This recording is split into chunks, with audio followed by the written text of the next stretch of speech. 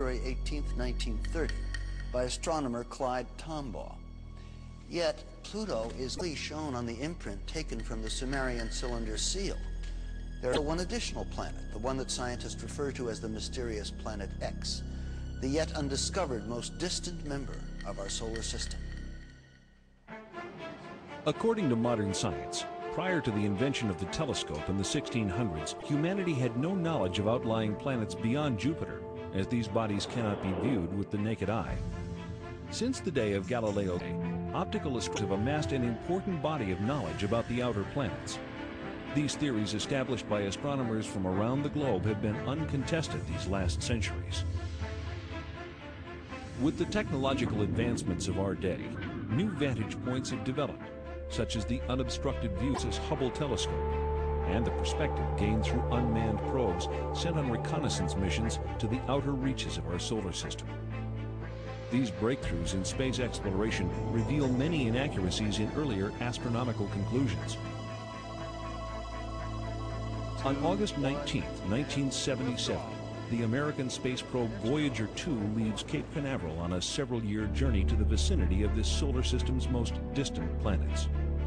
The Voyager's discoveries challenge many of astronomy's recent conclusions, while fully corroborating ancient knowledge.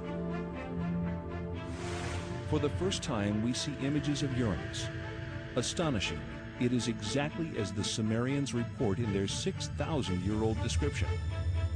Though they have no telescopes that we know of, the Sumerians characterize Uranus as Mash Sig, translated bright greenish. They also explain the unique planetary tilt of Uranus. According to the Sumerians, our solar system was invaded by a planetary body that caused collisions and disrupted the existing order. NASA scientists concur that a collision with a body the size of Earth, traveling at 40,000 miles per hour, could have caused both the orbital skew of Uranus and the devastation apparent from the planet's surface scarring. Its neighbor Neptune was described as a blue-green planet by the Sumerians millennia ago, but science has only confirmed this fact during the past few decades. The Sumerians named and listed all of the planets in our solar system.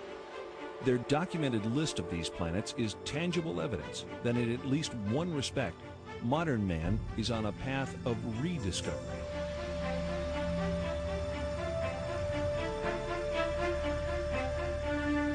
That ancient included the planets Uranus and Neptune, supposedly unknown until discovered in 1781 and 1846, and even Pluto, not discovered until 1930. Neptune, Nudimmud, the artful creator.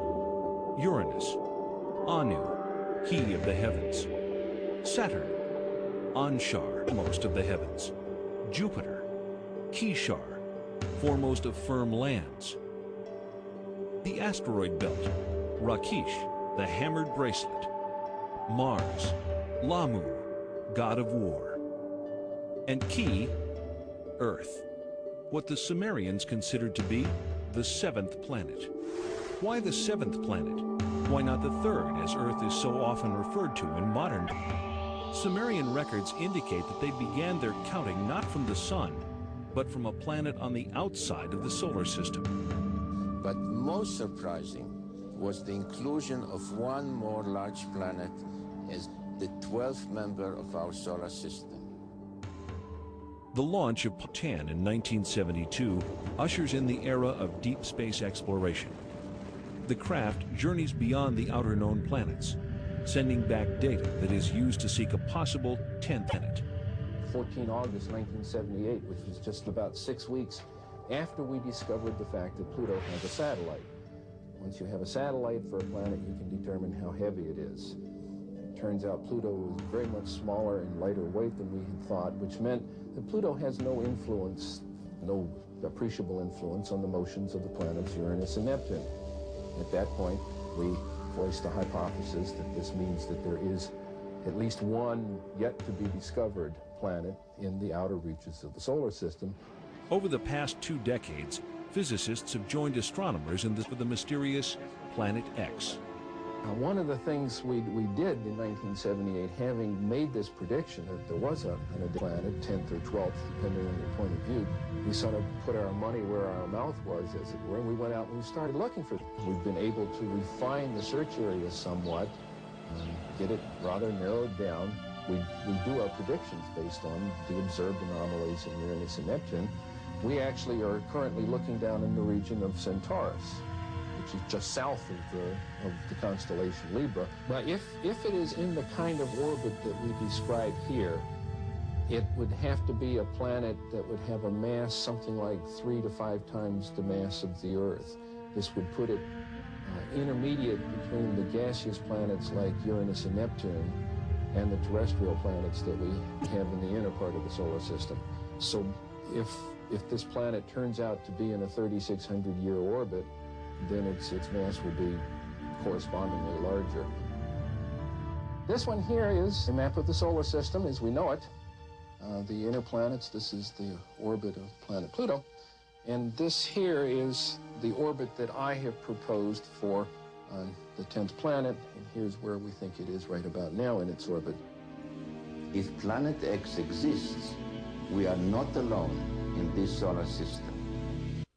The story of this planet, as told by the Sumerians on their 7 tablets of creation, begins 4 million years ago, when our solar system was much younger and our own planet Earth did not yet exist.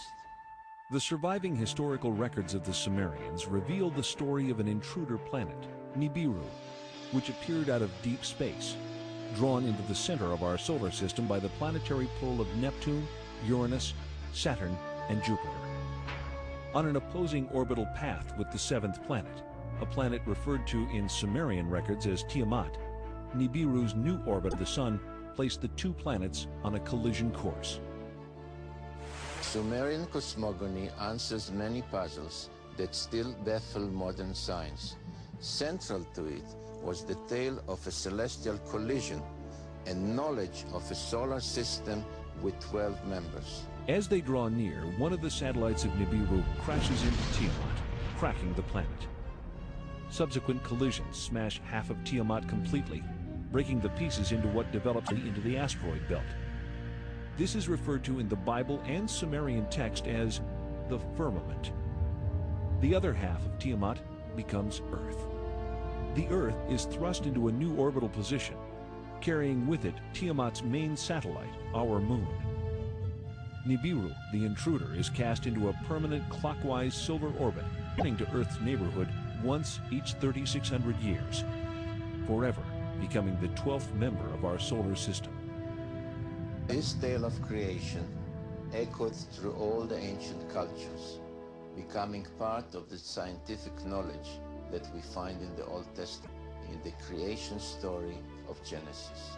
In the after collision, the biblical creator Elohim proclaims, "Let the waters under the heaven be gathered together into one place, and let the dry land appear." And it was so. And Elohim called the dry land Earth, and the gathering together of the waters he called seas. If Earth is the orbital remains of a planetary collision, scientists believe that the most obvious place to look